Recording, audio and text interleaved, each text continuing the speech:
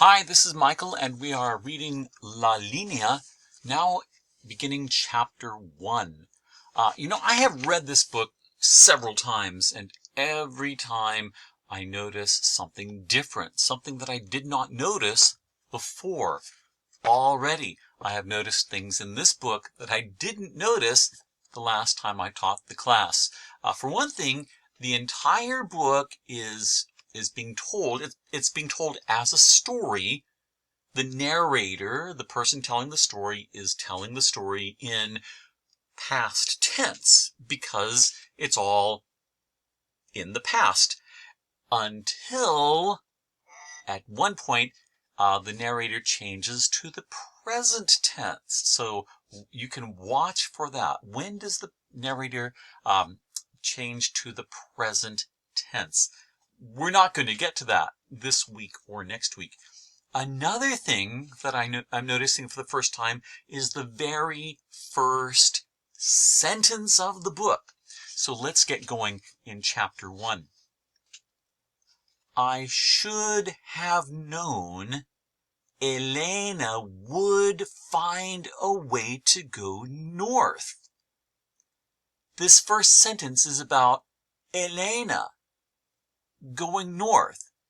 He says, I should have known. Why didn't I know? Why did it surprise me? This is called, in literature and drama, this is called foreshadowing. Foreshadowing is when the author tells us, boy, and this is something that was so obvious. Well, in this case, we can see, is Elena going to go north? Yes, she is. We know that from the very first sentence. But let's go on. If I'd kept my eyes open, if I'd been paying any attention at all, I might have seen what she was up to. What she was up to, what she was planning. Elena had a plan. But the person telling the story doesn't notice that she seems to have a plan. After all, I'd dreamed about crossing La Linea for years. Why should my sister be any different? Okay, we're starting to find out who the people are. The narrator is Elena's it's not Elena, but Elena is the narrator's sister. Is it a boy or a girl? Well, we'll find that out. Why should my sister be any different? But it was my 15th birthday, and Elena was the last thing on my mind. So, happy birthday to you, narrator. So this is his 15th birthday. We know exactly how old he is because he tells us he's 15. He turns 15 or turned 15 this day.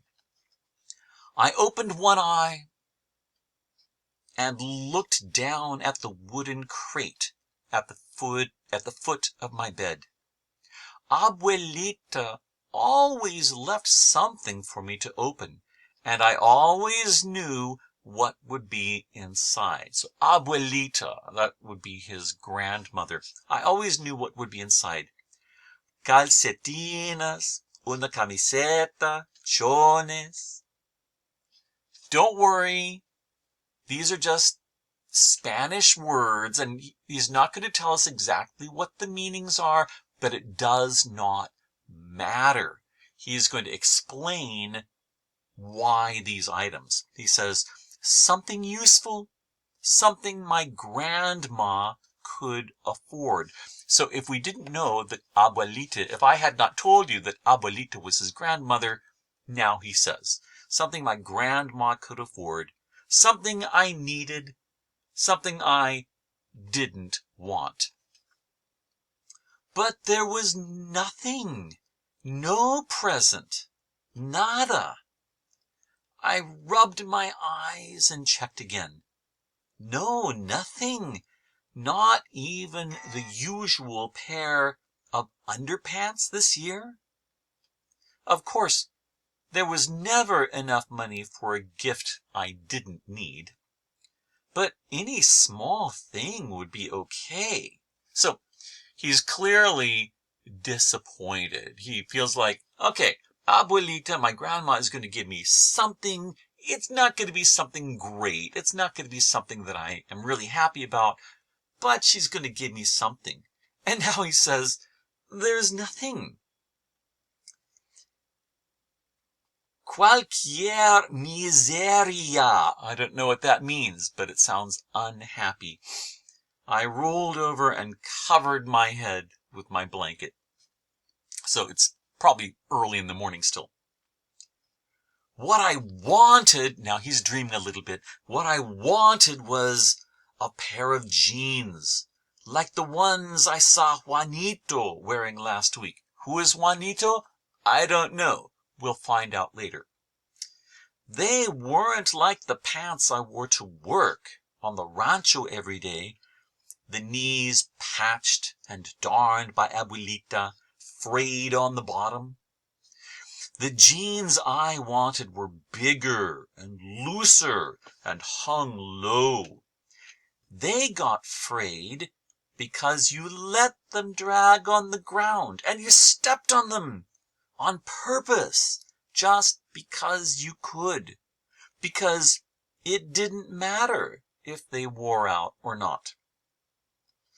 But what I really wanted couldn't be wrapped up in a package. It cost thousands and thousands, and only Papa could give it to me. What do you think he wants? What's so expensive? What's so important to him? And he was thousands and thousands of kilometers away. Where's his Papa? What could I remember about Papa? I thought I could remember sitting on his lap as he read aloud to me, when I was still little enough to sit on his lap. I liked the faint scent of his hair oil, the clove gum he chewed to cover up the cigarettes he smoked behind my mother's back. So his mother doesn't like Papa to smoke, but he smokes anyway, and then he chews gum to try and hide it. I liked the slow, careful way he pronounced each word, and how his mustache curved up when he read a line he enjoyed. So his Papa had a mustache. Abuelita made sure I didn't forget the important things about Papa. Every chance she got, she told the story of how he educated himself. He went to school only to the 4th grade.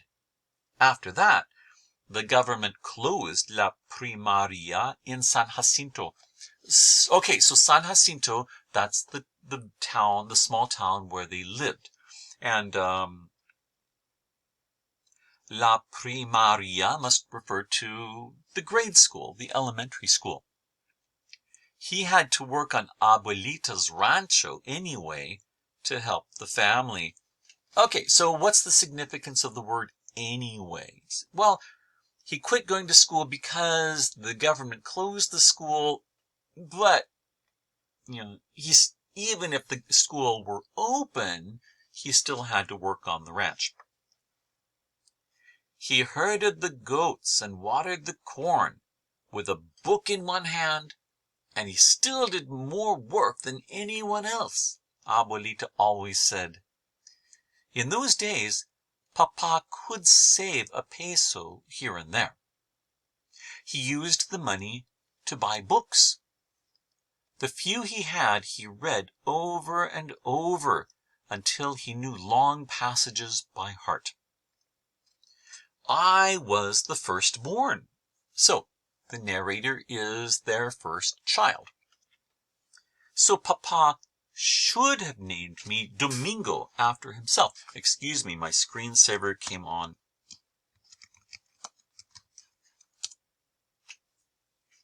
Okay, starting that paragraph again. I was the firstborn, so Papa should have named me Domingo after himself. So now we know his father's name is Domingo. And he says my name should be Domingo. He should have named me Domingo after himself, and abuelo and bisabuelo and tatarabuelo and all the Cervantes as far back as anyone could remember. What's he saying? He's saying that Domingo is the family name. I mean, not the name of the family, but all the men, all the firstborn sons in the family have the name Domingo. So he says, my name should be Domingo. But is it? No, something different happened. But Papa declared I wouldn't be like him, starting with his name. Miguel Carlos Octavio Pablo de Cervantes, he named me, after the authors he admired. So now we know the narrator's name. The narrator's name is Miguel. And then all the other names. Miguel Carlos Octavio Pablo de Cervantes. So that's his whole name. Miguel Cervantes. But they'll just refer to him as Miguel in the story. After the authors he admired. So those were his saints. So those were the names I got. What does that mean? Well, in many cultures, including Mexican culture, it is common to name boys and girls after religious personalities, like Jesus or Maria. Okay, just for example. But his name is not Jesus. His name is Miguel. And why does that mean? He says his father thought so highly of the authors of these books that they were like religious personalities to him. Not that not that they were really religious personalities, but he's comparing them to that kind of importance. Those were the names I got. And Papa proclaimed I would get an education. I would have a good, important job. One where I didn't have to break my back to put a few frijoles y tortillas on the table. No quiero que sufras como yo. That's how Papa put it. I'm not exactly sure what it means, but it probably means something like, I don't want my son to have to work as hard as I worked just to buy food. So he wants Miguel to have a better job and a better education and a better future. Continuing on. I leaned over the side of my bed to pick up the pants I'd left on the floor the night before. On top of them lay a plain white envelope. Well, okay, there's an envelope. Maybe there's a birthday note in the envelope. Well, at least I got a card. I sighed. Abuelita loved me. She wished she could give me more. This year there had been no money at all. It wasn't her fault. But there was no card inside. No feliz cumpleaños, nieto. Instead, there was just a small folded note. What's this plain white envelope? Why no card? What's this small note? And now we have it. It's in quotations here, which tells us that this is what the note said.